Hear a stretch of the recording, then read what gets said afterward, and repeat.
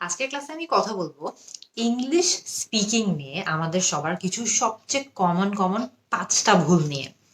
প্রথম ভুল, বেশি তাড়াতাড়ি কথা বলা। আমরা সবাই মনে করি যে আমরা যদি খুব ফাস্ট কথা বলি বা খুব দ্রুত কথা বলি তাহলে আমাদেরকে বেশি স্মার্ট শোনাবে। ইংলিশে যদি বেশি ফাস্ট কথা বলি বেশি স্মার্ট শোনাবে, নেটিভ স্পিকারদের মতো শোনাবে। কিন্তু আপনাদের কিন্তু মনে রাখতে হবে, সবচেয়ে ভালো ভালো ইংলিশ স্পিকার যারা আছে তারা কিন্তু ফোকাস ফাস্ট কথা বলার থেকে বেশি তার উপর বেশি করে যে আমার কথা কি সবাই বুঝছে নাকি।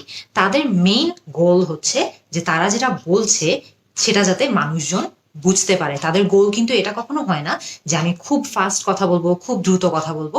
কারণ খুব ফাস্ট কথা বললেই যে আমি নেটিভ স্পিকারের মতো হয়ে যাব, বা খুব ফাস্ট কথা বললেই যে সবাই আমাকে খুব স্মার্ট একজন ইংলিশ স্পিকার মনে করবে, এটা কিন্তু আসলে সত্যি না। মূল কথা হচ্ছে আমাদের কথা যাতে সবাই বুঝতে পারে বা সবাই যাতে বুঝে, এটাই কিন্তু আমাদের উদ্দেশ্য হওয়া উচিত যখন আমরা ইংলিশ স্পিকিং এর উপর ফোকাস করতে চাচ্ছি বা ইংলিশে কথা বলতে চাচ্ছি। ফোকাস শুড বি যে আমাদের কথা যাতে মানুষজন বুঝতে পারে। ফিলার শব্দ বেশি ব্যবহার করা, এটাও কিন্তু একটা খুবই বড় ভুল। আমরা হঠাৎ হঠাৎ কিন্তু ফিলার শব্দ যেমন ইউ নো, লাইক, এগুলো হঠাৎ হঠাৎ কিন্তু আমরা ব্যবহার করতে পারি। কারণ হঠাৎ হঠাৎ ব্যবহার করলে এটা কিন্তু আসলে ন্যাচারাল শোনায়। কারণ ন্যাচারাল স্পিচেও কিন্তু মাঝে মধ্যেই ফিলার শব্দ আসে। মাঝে মধ্যে যদি আমরা শব্দগুলো ব্যবহার করি তাহলে কিন্তু আমাদের স্পিচটাও ন্যাচারাল থাকে।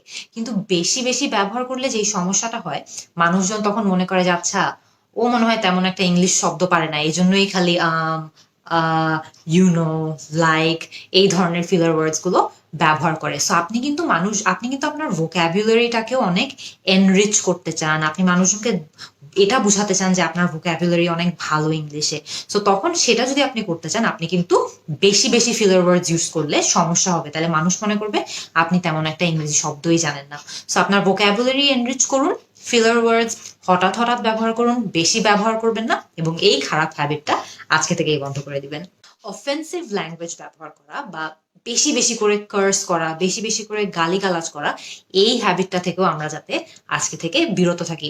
আপত্তিকর ভাষা ব্যবহার করা বা অতিরিক্ত এবং অনুপযুক্ত সময় আমরা যদি বেশি বেশি করে খারাপ শব্দ ব্যবহার করি তাহলে কিন্তু আমাদেরই ল্যাঙ্গুয়েজটা বা আমাদেরই স্পোকেন ইংলিশটা খুবই আনপ্রফেশনাল লাগবে। সো আমরা যাতে আজকে থেকেই এই যে বেশি বেশি কার্স করা বা বেশি বেশি খারাপ শব্দ ব্যবহার করা, এই হ্যাবিটটা থেকে বিরত থাকি। আপনারা কি কিছুই বুঝতে পেরেছেন আমি কি বলেছি? না, কারণ আমি মাম্বল করছিলাম। যখন আপনারা ইংরেজিতে কথা বলবেন বা স্পোকেন ইংলিশ প্র্যাকটিস করবেন, সব সময় চেষ্টা করবেন যাতে আপনারা খুবই স্পষ্টভাবে কথা বলেন, যাতে আপনি যেটা বলছেন সেটা যাতে অন্য পাশের মানুষজন বুঝতে পারে। আমার মতো মাম্বল করবেন না, স্পষ্ট কথা বলবেন, লাউডলি কথা বলবেন, ক্লিয়ারলি কথা বলবেন, কিন্তু বেশি লাউডলি আবার কথা বলবেন না। এটাই আপনার উদ্দেশ্য হবে যে আপনি যেটা বলছেন সেটা যাতে মানুষজন বুঝতে পারে। সো আপনি যদি এরকম করে কথা বলেন তাহলে কিন্তু মানুষজন বুঝতে পারবে না। বি ক্লিয়ার, যেটা বলছেন সেটা স্পষ্ট করে বলবেন। একটু আগে আমি বলেছিলাম না যে লাউডলি কথা বলবেন, আবার বেশি লাউডলি যাতে কথা না বলেন। এই আমাদের লাস্ট যে ভুলটা আছে সেটা এই লাউড কথা বলার সাথেই রিলেটেড। বেশি জোরে কথা বলা বা বেশি ধীমে কথা বলা, এই দুটো হ্যাবিটই কিন্তু খারাপ। বেশি আস্তে কথা বলবেন না, আবার বেশি জোরেও কথা বলবেন না। আপনি জাস্ট এমন একটা স্বর মেনটেন করার চেষ্টা করবেন বা লেভেল মেনটেন করার চেষ্টা করবেন যেটা বেশি জোরে না, বেশি আস্তেও না, কিন্তু খুবই স্পষ্ট। আপনি যেটা বলছেন সেটা একদম ক্লিয়ারলি বোঝা যাচ্ছে, ওপাশ থেকে কোনো কারো কনফিউশন হবে না।